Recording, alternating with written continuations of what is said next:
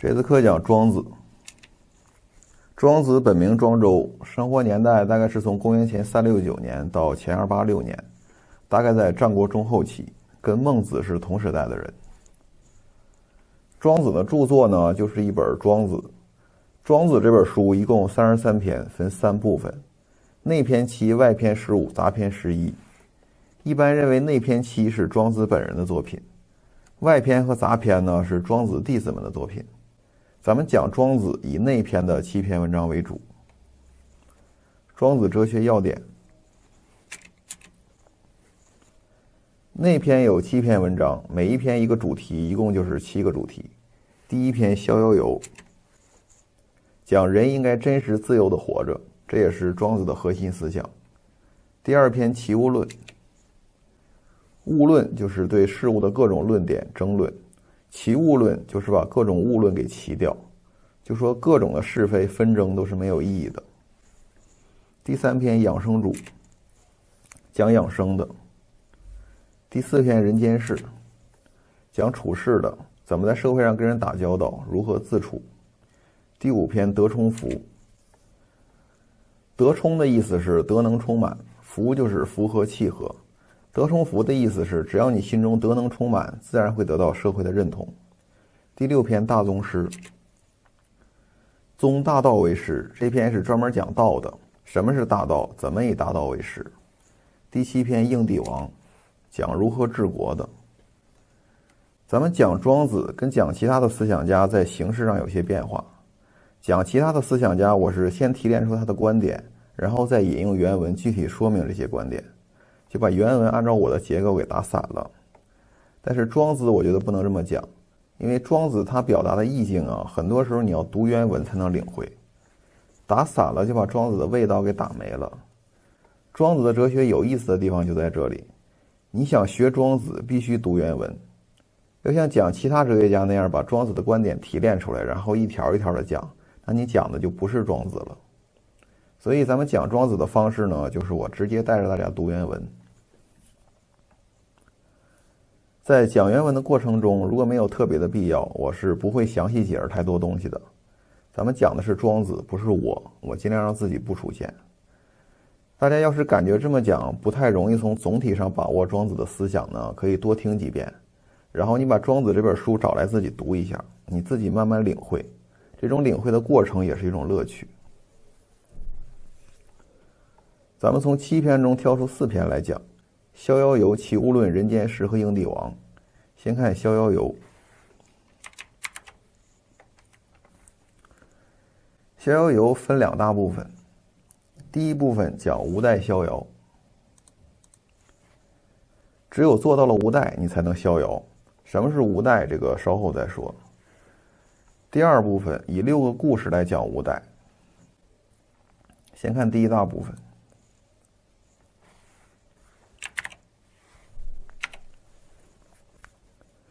北冥有鱼，其名曰鲲，鲲之大，不知其几千里也。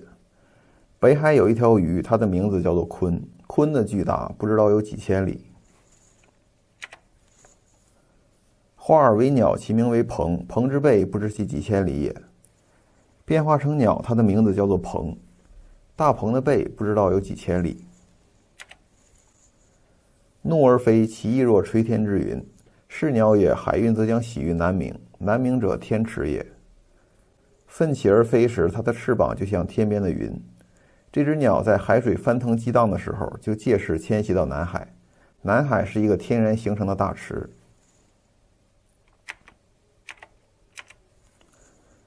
奇邪者，知怪者也。奇邪是一部记载怪异事情的书。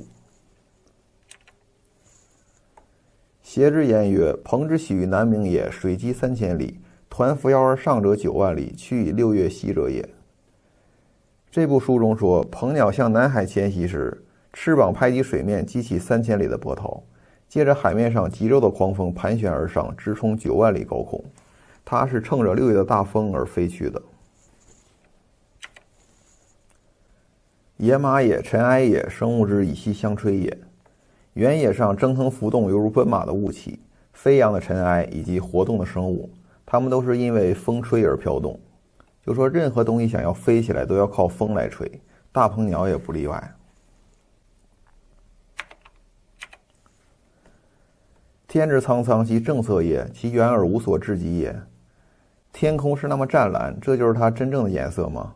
还是由于它无限高远、没有边际的缘故呢？因为无限高远，所以看起来是蓝色。其视下也，亦若是则已矣。鹏鸟从高空往下看，也就像是这样的吧。鹏鸟从空中往下看，也是一片蓝色。说鹏鸟飞得特别高。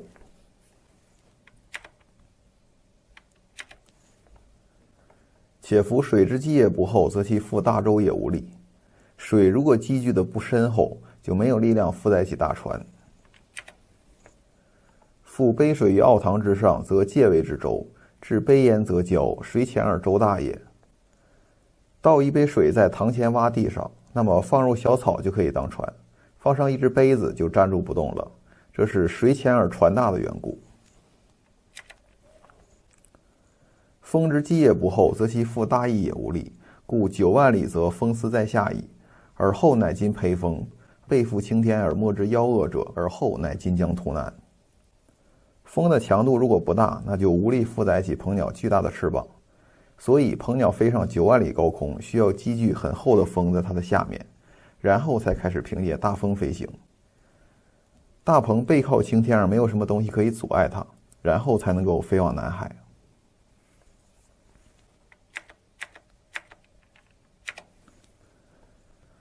条以学究笑之曰：“我血起而飞，枪于方，实则不至，而空于地而已。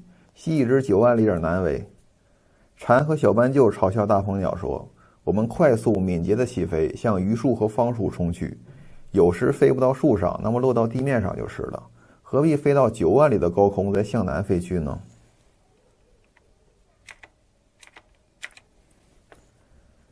是莽苍者3餐而返，复有果然。是百里者速充粮，是千里者3月聚粮，之二重又何之？如果到郊野去，只要带3顿的粮食就可以，回来时肚子还是饱的。到百里远的地方去，就要准备1宿的粮食；到千里远的地方去，3个月以前就要准备粮食。这2只小鸟又怎么知道呢？小智不及大智，小年不及大年，悉以知其然也。小智不能了解大智，寿命短的不能了解寿命长的，怎么知道是这样呢？昭君不知晦朔，惠姑不知春秋，此小年也。朝生暮死的君类不知昼夜交替，知了不了解春秋季节的变化，这些都是短寿。楚之南有冥灵者，以500岁为春，500岁为秋；上古有大春者，以8000岁为春，8000岁为秋。楚国南方有一只叫冥灵的大龟，把500年当做一个春季，500年当做一个秋季。上古时代有一棵叫大春的树，把8000年当做一个春季，8000年当做一个秋季，这就是长寿。而彭祖乃今以久特闻，众人匹之不亦悲乎？然而只活了800岁的彭祖，现在却以特别长寿出名，众人还都希望与他齐寿，不是太可悲了吗？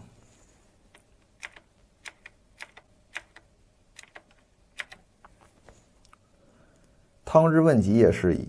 商汤询问疾也有这样的话。汤问疾曰：“上下四方有疾乎？”疾曰：“无极之外，复无极也。”商汤问：“上下四方有极限吗？”疾回答：“无极之外还是无极，宇宙是无限的。”穷发之北有冥海者，天池也。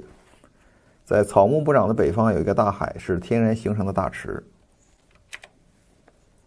有鱼焉，其广数千里，未有知其修者，其名为鲲。那里有一条鱼，它的宽度有几千里，没有人知道它有多长，它的名字叫做鲲。有鸟焉，其名为鹏，背若泰山，翼若垂天之云。那里有只鸟，它的名字叫鹏，鹏的背像座大山，翅膀像天边的云。抟扶摇，仰角而上者9万里，绝云气，覆青天，然后图南，且是南冥也。它环绕着强烈的旋风上升到9万里高空，穿越云层，背靠青天，这才向南飞去，将要飞到南海去。赤焰笑之曰：“彼且奚是也？我腾跃而上，不过数人而下，翱翔蓬蒿之间，此亦非之至也。而彼且奚是也？此小大之变也。”小麻雀讥笑大鹏说：“它将飞到哪儿去呢？我腾跃起飞，不过飞到几丈高就落下来了，在蓬蒿之间飞来飞去，这样也就达到了飞翔中最得意的境界。而它还想飞到哪儿去呢？这就是小和大的区别。”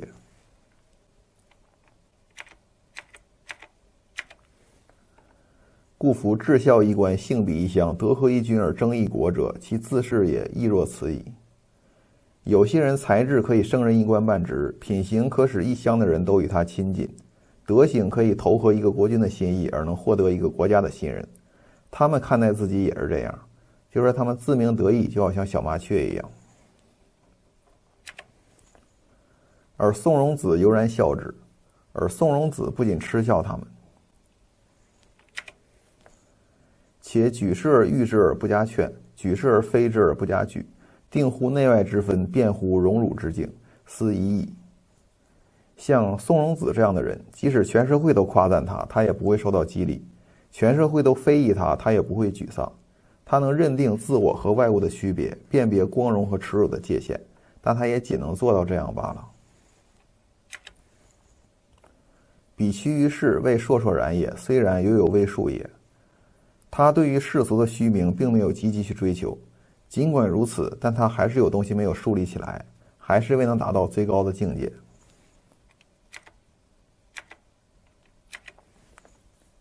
夫列子御风而行，凌然善也，巡游5日而后返。列子能乘风而行，那样子实在轻盈美好，遨游了15天之后方才返回。比于制服者，谓烁烁然也，此虽免乎行，犹有所待者也。列子他对于世间的福报并没有积极去追求，很超然，但是他虽可免去步行的麻烦，但毕竟还是有所凭借。乘风而行，你还是要凭借风，这还是有所凭借。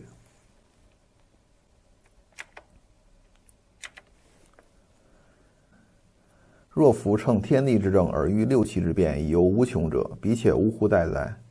如果能顺从万物的本性，把握六气的变化，遨游于无穷无尽的境遇，他还依赖什么呢？故曰：智人无己，神人无功，圣人无名。因此说，道德修养高尚的智人能够达到忘我的境界，精神世界完全超脱物外的神人，心目中没有功名和事业，思想修养臻于完美的圣人，从不去追求名誉和地位。第一大部分无待逍遥就说完了，核心思想就是人活着要无待，无待就是不要有所依靠，追求功名利禄啊，执着一个自我呀，这就是有待。有待就有所依靠，有所依靠你就被各种限制，被各种限制你就逍遥不起来，只有无待你才能逍遥。这是这一大段的基本内容。然后是6个寓言故事，时间关系呢，咱们只讲最后2个。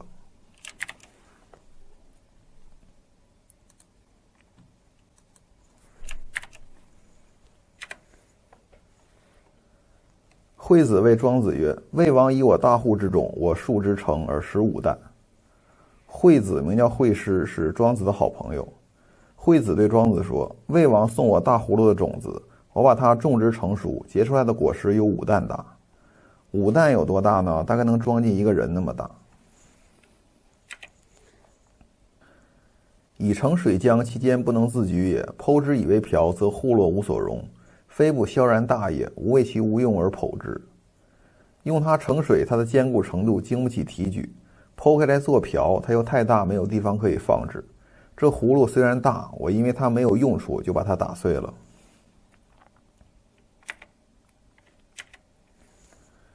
庄子曰：“夫子固着于用大矣。”庄子说：“先生实在是不善于使用大的东西啊。”宋人有善为不均守之要者，世事以平皮矿为事。客闻之，请买其方100斤。有个宋国人善于制造使手不冻裂的药物，他家世世代代都以漂洗丝絮为业。有一个游客听说此事，愿意出100斤收买他的药方。具足而谋曰：“我世世为平皮矿，不过数斤，今一朝而欲计100斤，请与之。”宋人召集全家族的人来商量说，我家世世代代漂洗丝絮，收入不过数斤，现在一旦卖出这个药方，就可获得100斤，就卖了吧。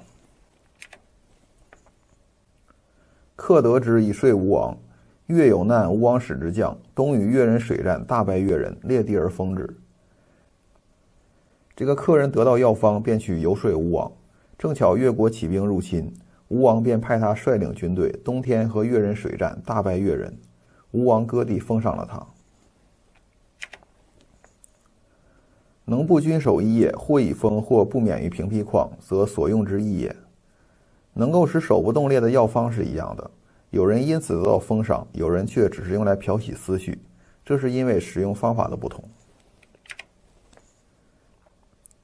今子有5担之户，何不虑以为大尊而服于江湖，而忧其户落无所容，则夫子犹有朋之心也夫。现在你有5担容量的葫芦，为什么不记着它当作腰舟而浮游于江湖之上，反而愁它太大没有东西可装呢？可见你的心还是茅塞不通啊。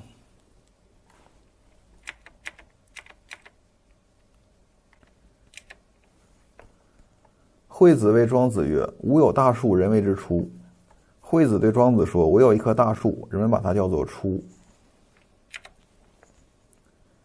其大本臃肿而不重绳墨，其小枝卷曲而不重规矩，立之徒降者不顾。它的树干疙瘩盘结而不符合绳墨的要求，它的小枝弯弯曲曲而不合规矩，生长在路旁，木匠都不屑一顾。今子之言大而无用，众所同去也。现在你的话就像这棵树一样，夸大而不实用，大家都不愿意再听了。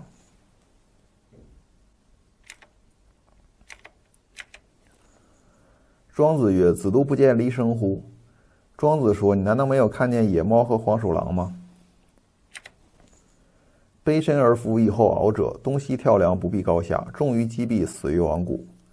他们低下身伏在地上，伺机猎取出来活动的小动物，东窜西跳，不避高低，往往触到机关，死于罗网之中。今夫离牛，其大若垂天之云，此能为大矣而不能直属。再看那牦牛，庞大的身子好像天边的云，虽然不能捕捉老鼠，但它的能为可大了。今子有大树，患其无用，何不树之于无何有之乡，广漠之野，彷徨乎无为其侧，逍遥乎寝卧其下。现在你有这么一棵大树，还愁它无用，为什么不把它种在虚瘠的土地上，广漠的田野里，悠然自得地徘徊于树旁，逍遥自在地躺在树下呢？不邀金斧，物无害者，无所可用，安所困苦哉？不会遭到刀斧的砍伐，没有东西来伤害它，因为它没有什么用处，哪里还会有什么困苦呢？逍遥游就说完了。庄子这个文风啊，就像雾气一样，飘飘渺渺的。